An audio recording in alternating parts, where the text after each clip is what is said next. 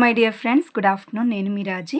ఈరోజు Telangana current affairs చూద్దాము. ఇది shine India book monthly magazine ఇది. అలాగే ఏపీ గురించి నేను చెప్పాను కదా ఆల్రెడీ లాస్ట్ వీడియో. ఎవరైనా చూడకపోతే ప్లేలిస్ట్లో ఉంది చూడండి. ఇప్పుడు పక్క రాష్ట్రమైన తెలంగాణ గురించి చూద్దాము. అలాగే ఇతర రాష్ట్రాలు నేషనల్ ఇంటర్నేషనల్ లెవెల్లో అన్నీ చూడాలి. డిఎస్సి అంటే డిస్ట్రిక్ట్ లెవెల్ కదా అని జిల్లా గురించి మాత్రమో స్టేట్ గురించి మాత్రమో కాదు, మొత్తం ఇంటర్నేషనల్ లెవెల్లో కూడా చూడాల్సి ఉంది. ఓకే, ఇక్కడ చూడండి. తెలంగాణలో జహీరాబాద్లో 2361 కోట్లతో పారిశ్రామిక నగరాన్ని నిర్మిస్తున్నారు. అది పారిశ్రామిక నగరం ఏంటో చూద్దాము.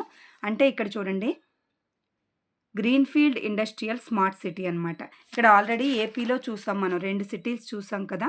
గ్రాండ్ నెక్లెస్ ఇండస్ట్రియల్ సిటీస్లో భాగంగా 2 సిటీస్ని, అంటే 10 రాష్ట్రాల్లో 12 సిటీస్ని ఏర్పాటు చేస్తున్నారు. అందులో ఏపీలో 2 ఎంపిక అయ్యాయి అని చెప్పాను. 2 ఏంటంటే వైఎస్ఆర్ కడపలో కొప్పర్తి, కర్నూలులో ఓర్వకల్లు 2 కూడా ఎంపిక అయ్యాయి. రెండింటిని స్మార్ట్ సిటీస్ కింద ఏర్పాటు చేస్తున్నారు అని చెప్పాను. ఏపీ అది. ఇక్కడ తెలంగాణలో వచ్చి జహీరాబాద్ ఒకటే.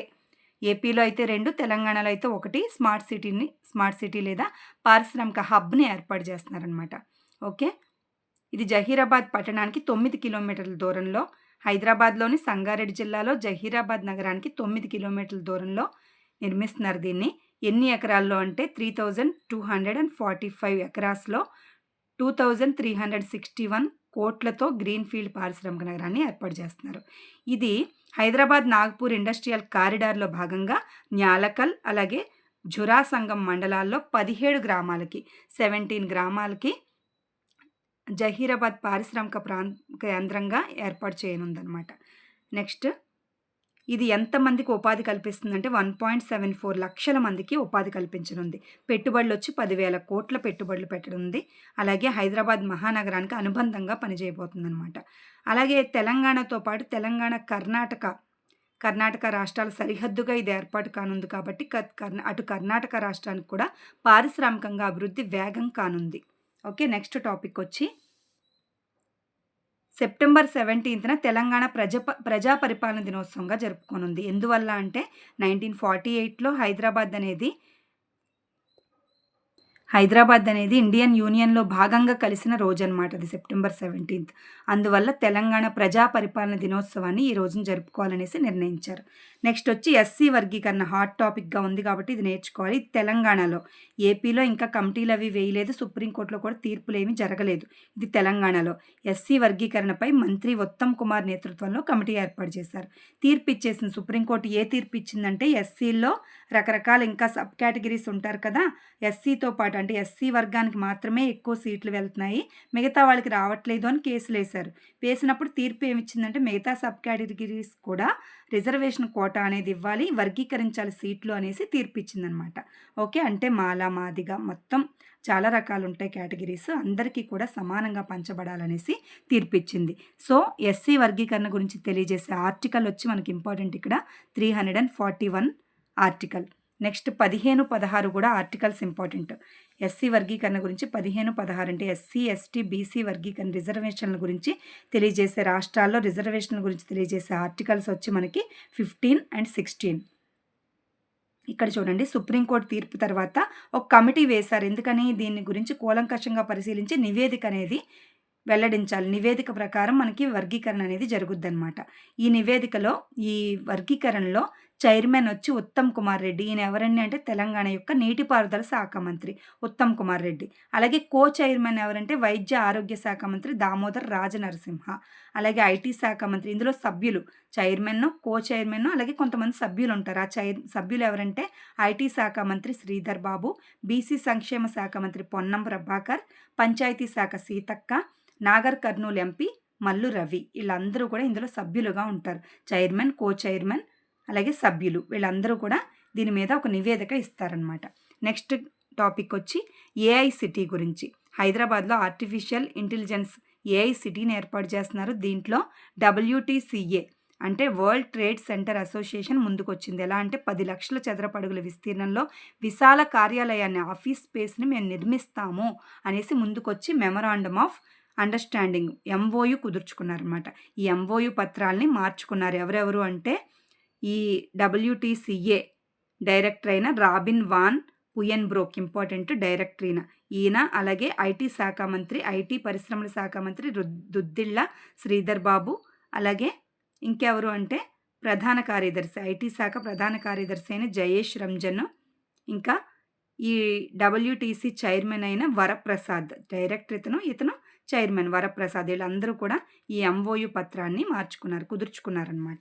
నెక్స్ట్ టాపిక్ వచ్చి చిన్న టాపిక్, హైదరాబాద్లోనే ఐఐహెచ్టి ప్రారంభం అవుతుంది. ఐఐహెచ్టి అంటే చేనేత గురించి అనమాట. Indian institute of handloom, H means handloom technology, అంటే చేనేత రంగంలో కొత్త పద్ధతుల్లో శిక్షణ ఇచ్చేందుకు రాష్ట్రంలో ఈ తెలంగాణ రాష్ట్రంలో ఏర్పాటు చేస్తున్నారు. ఇక్కడ తుమ్మల నాగేశ్వరరావు ఇంపార్టెంట్. అంటే చేనేత ఔళి శాఖల మంత్రి ఎవరు అంటే ఇక్కడ తుమ్మల నాగేశ్వరరావు. చేనేత అలాగే జౌళి శాఖల మంత్రి తుమ్మల నాగేశ్వరరావు. ఈయన వర్చువల్గా స్టార్ట్ చేశారు. ముఖ్యమంత్రి రేవంత్ రెడ్డి గారు అలాగే తుమ్మల నాగేశ్వరరావు గారు రిమోట్ కంట్రోల్తో స్టార్ట్ చేశారు. ఎక్కడ స్టార్ట్ చేశారంటే నాంపల్లి, హైదరాబాద్లోని నాంపల్లిలో తెలుగు విశ్వవిద్యాలయంలో స్టార్ట్ చేశారు. ఈ తెలుగు విశ్వవిద్యాలయానికి ఒక పేరు పెట్టారు. మళ్ళీ స్టార్ట్ చేసింది వాళ్ళిద్దరూ, పేరు పెట్టింది ఏంటంటే కొండా లక్ష్మణ్ బాపూజీ. అంటే చేనేత రంగంలో ఏదో విశిష్టత ఉంటుంది ఈయనకి. ఈయన పేరుని ఆ తెలుగు విశ్వవిద్యాలయానికి పేరు పెట్టారు. ఇక్కడ ఏం చేస్తారంటే మనకి ఈ చేనేత పరిశ్రమకు సంబంధించి చేనేత వర్క్స్ శిక్షణ ఇస్తారనమాట స్టూడెంట్స్కి. ఇంకోటి ఏంటంటే బతుకమ్మ చీరల ప్లేస్లో ఈసారి నుంచి 63 లక్షల మందికి, అంటే డ్వాక్రా మహిళలకి స్వయం సహాయక బృందాలు, ఎస్హెచ్జి అంటే డ్వాక్రా మహిళలు, వాళ్ళకి ఏటా 2 చీరల చొప్పున ఈ చేనేత చీరలను ఇవ్వాలని ఉద్దేశించారు. ఓకే. తెలంగాణ మహిళా విశ్వవిద్యాలయానికి చాకలి ఐలమ్మ పేరు పెట్టారు. ఇది చాలా ఇంపార్టెంట్. ఇక్కడ చాకలి ఐలమ్మ ఎవరు అంటే తెలంగాణ రాష్ట్ర సాధనలో దొరల అరాచకాలకు ఎదురు తిరిగిన మహిళ, వీరవనిత చాకలి ఐలమ్మ. ముసలావిడ అయినప్పటికీ కూడా ఎదురు తిరిగిందనమాట. ఈవిడ చనిపోయి 39వ వర్ధంతి, 39 సంవత్సరాలు కంప్లీట్ అయిన సందర్భంగా తెలంగాణ మహిళా విశ్వవిద్యాలయానికి చాకలి ఐలమ్మ పేరు పెడుతున్నారు. ఓకే, ఇంపార్టెంట్ పాయింట్ ఇక్కడ. నెక్స్ట్ 16వ ఆర్థిక సంఘం జరుగుతుంది ఇప్పుడు ప్రజెంట్ ఇండియాలో. ఈ 16వ ఆర్థిక సంఘానికి రాష్ట్ర ప్రభుత్వ ప్రతిపాదనలు, తెలంగాణ ప్రభుత్వం కొన్ని ప్రతిపాదనలు ఇచ్చింది ఆర్థిక సంఘానికి. అదేంటంటే ఉచితం పేరుతో ప్రజల సంక్షేమం కోసం రాష్ట్ర ప్రభుత్వం చేసే వ్యయాన్ని తప్పనిసరి పెట్టుబడులుగా గుర్తించాలని 16వ ఆర్థిక సంఘాన్ని తెలంగాణ ప్రభుత్వం కోరిందనమాట. అలాగే 71,000 కోట్లు కేంద్రం నుంచి ఇప్పించాలని కూడా కోరింది. ఎందుకు అంటే ఫ్యూచర్ సిటీ అభివృద్ధికి 13,000 కోట్లు, అలాగే మిషన్ భగీరథ ఏర్పాటుకు 12,000 కోట్లు, ఇంకా మున్సిపాలిటీలో భూగర్భ డ్రైనేజీల నిర్మాణానికి 7,000, మూసీ రివర్ ఫ్రంట్ ప్రాజెక్ట్కి 7,000, ఇలాగా 71,000 కోట్లు మాకు కావాలి అని ప్రతిపాదనలు పెట్టిందనమాట ఆర్థిక సంఘానికి తెలంగాణ. నెక్స్ట్ తెలంగాణలో 31 ఎఫ్ఎం స్టేషన్లు. ఎఫ్ఎం అంటే ఎఫ్ఎం రేడియో సాంగ్స్ అవి వినేవాళ్ళం కదా, న్యూస్ కూడా వస్తాయి. ఎఫ్ఎం స్టేషన్లు అంటే ప్రైవేట్ ఎఫ్ఎం కేంద్రాలకు కేంద్ర క్యాబినెట్ ఆమోదం తెలిపింది. ఇందులో తెలంగాణలో 31, ఆంధ్రప్రదేశ్లో 68, మొత్తం 31, 68 వీటిని ఏర్పాటు చేయాలని నిర్ణయించిందనమాట.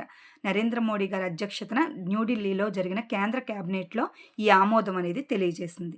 ఓకే, ఈ ప్లేస్లు అంత కాదు కానీ ఈ ప్లేస్లు అంటే హైదరాబాద్లో ఈ ప్లేసుల్లో ఈ ఎఫ్ఎం స్టేషన్ని ఏర్పాటు చేస్తుంది ప్రైవేట్గా.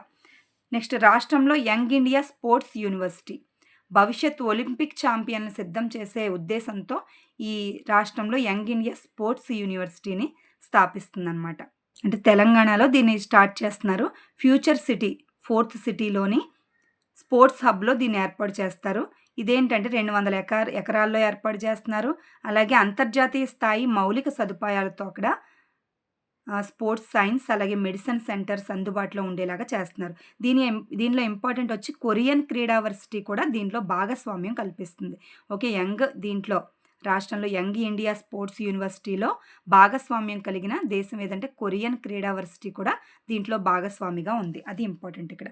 నెక్స్ట్ లాస్ట్, దేశ జీడిపిలో 9.3% తెలంగాణ వాటా. ఇదేంటో చూద్దాము.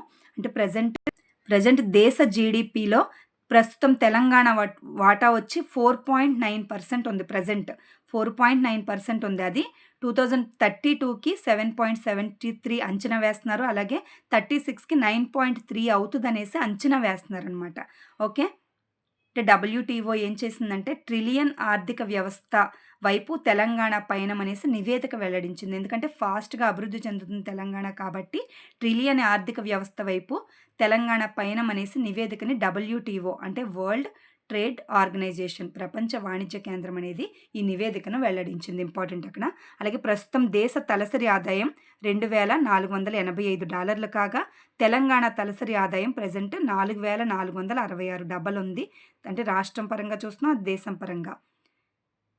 అయితే గత 10 ఏళ్లలో తెలంగాణ 12.5% వృద్ధి రేటుతో దేశంలో అగ్రస్థానంలో ఉందన్నమాట. ఇది ఇంపార్టెంట్ ఇక్కడ. 12.5%తో దేశంలోనే అగ్రస్థానంలో తెలంగాణ ఉంది కాబట్టి ఇది 32 కల్లా 9.3%కి వెళ్తది అనేసి అంచనా వేస్తున్నారు. ఓకే. ఇది హర్షించదగ్గ విషయం. తెలంగాణ ముందుకు వెళ్తుందనమాట. ఓకే. ఇది తెలంగాణ గురించి. మళ్ళీ నెక్స్ట్ వీడియోలో ఇతర రాష్ట్రాల గురించి వేరే వీడియోలో కలుసుకుందాం. Keep watching. Thank you so much.